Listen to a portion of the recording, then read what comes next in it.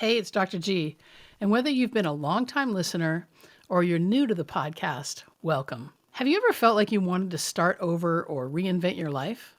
If so, I want to invite you to tell me all about it. I really need your advice.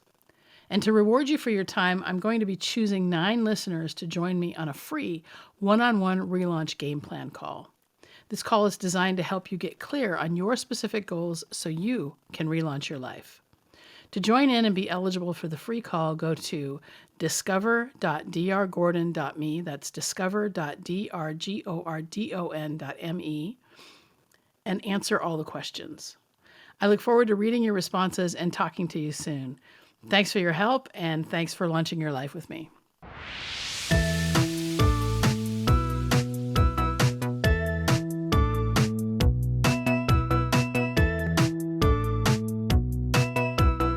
Hi, and welcome to the Launch Your Life podcast. I'm your host, Dr. Michelle Gordon. I've just entered my 4th year of podcasting, and I want to let you know how much I appreciate you spending time with me every week. I've morphed this podcast from focusing on menopause and its associated problems to drilling down into how you can fall in love with your life one habit at a time. And while you've probably heard a lot of how I got here through the interviews I've conducted, what I want to do now is let you know who I am and what exactly happened to get me here. You see, back in 2018, I wrote over 60,000 words of a memoir, and I've just let it sit on my shelf all this time. I haven't worked on it, and frankly, I don't know why. But today I'm dusting it off, and I want you, my listeners, to really understand where I've come from and how I've relaunched my life over and over and over as I've dealt with trauma, adversity, setbacks, and surprises. It's win-win because I'm going to have a published memoir by the end of this series, and you get to hear it first in serial fashion. Now, I'm going to tell you my life story. It's full of intrigue, sadness, patriarchy, adversity, and triumph. And every time I thought, this is it, the universe has shown me how I can repeatedly relaunch and love my life. I hope you can find some inspiration as we go through this series. As always, I welcome your feedback. Feel free to email me, drg, drg, at drgordon.me, drgordon.me. And if you're ready to love every second of your life, let's set up a relaunch game plan. Simply go to relaunch.drgordon.me and book a relaunch game plan call. For the latest episodes, go to launchyourlifepodcast.com. And if you like the podcast, please take a moment to leave a 5-star review wherever you get your podcast. So I'm just going to start at the beginning. I was born in October of 1964 in a college town where my father was getting his PhD. I'm the 3rd of 4 children. And my mother was just 22 when she had me. 2 years later, she had my younger brother, and she had 4 children under 8 at age 24. It was hard being her daughter, and for many years, I held a lot of resentment toward her. Now, I'm in my late 50s, and I look back at my mother's life, and I wonder how she did it. Children aren't born with an instruction manual, and we are destined to repeat the behaviors modeled to us as we grow up, unless we consciously choose to change. It's not her fault she didn't have good behaviors modeled to her, and I don't begrudge her anymore because she was escaping her own form of trauma when she married my father. Anyway, after my dad completed his studies, we moved to southeastern Washington state. It's a bleak desert landscape with more tumbleweed than people. It was discovered by William Clark of Lewis and Clark in 1805. This desert land had long been used by 3 different native tribes, the Wanapum, the Walla Walla, and the Yakima, at a village formerly known as Chimna, but is now Columbia Point. Incorporated in 1910, the town was a sleepy agricultural hamlet nestled between the Columbia and Yakima rivers. Irrigation made farming possible, but trade was almost impossible due to lack of railroad access. As late as 1943, my hometown still had only 247 residents. Then the U.S. government bought up the entire town and miles of the surrounding area for a secret government project to build the atomic bomb. The clean, cold water of the Columbia River served as a cooling agent for nuclear fuel. The relative desolation, isolation, and arid climate made it an easy government target. So the government condemned more than 1,100 houses and paid the owners the appraised value. There were some complaints about that. While the residents supported the war effort, the scope of disruption came as a shock. Most of the original residents moved out, but the government built homes at a brisk pace to house the workers in their secret initiative. Over the next 18 months, over 16,000 homes were built. Now, on August 6th and 9th of 1945, America dropped atomic bombs on Hiroshima and Nagasaki, Japan, ending World War II. This is when the residents of the new boomtown of Richland, Washington, found out they were instrumental in helping to end the war. The plutonium for the Nagasaki bomb was manufactured at their new Hanford site. Now, I go into all this history to tell you the draw the place has for scientists. After the war ended, Richland continued to boom, and to this day is a premier location for top scientists in the country. When my father completed his physics PhD, he took a job at one of the think tanks in the Hanford area and moved our growing family to the southeast corner of Washington state. The next year, in 1966, my younger brother was born, and we moved from a busy street where one of my older brothers had actually been hit by a car to a cul-de-sac close to the Catholic Church and the public high school. Now, I often refer to this home as the House of Many Horrors, and I'll be telling you about as many of them as I can remember in the upcoming episodes. But I want to preface this all by saying that I'm not telling this story to sensationalize, glamorize, any of that. I'm telling my story as I remember it.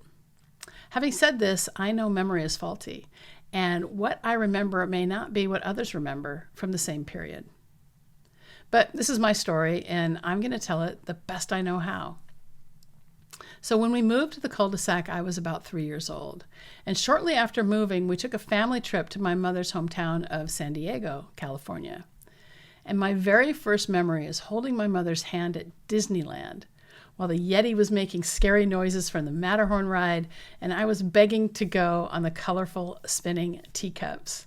And my little body was trying to drag my mom over to the teacups. Now, as the day progressed, we went on the Haunted Mansion ride. And this ride gave me nightmares for several years afterwards.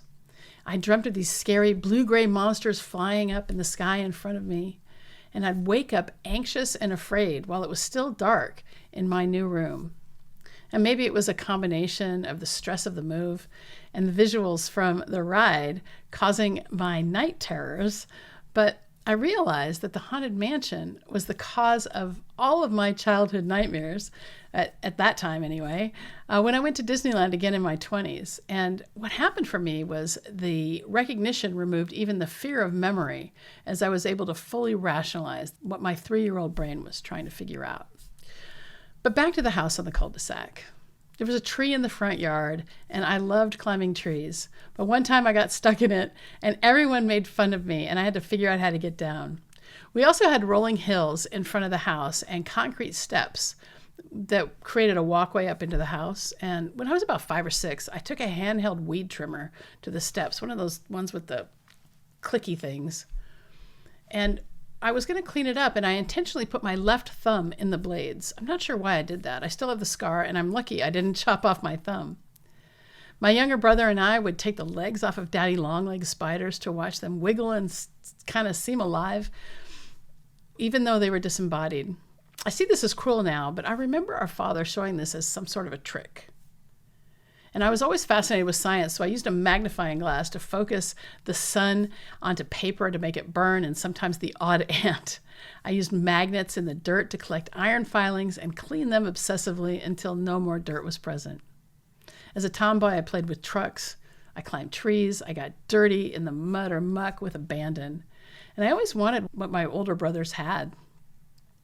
I see it as privilege now, and then it seemed that they were favored.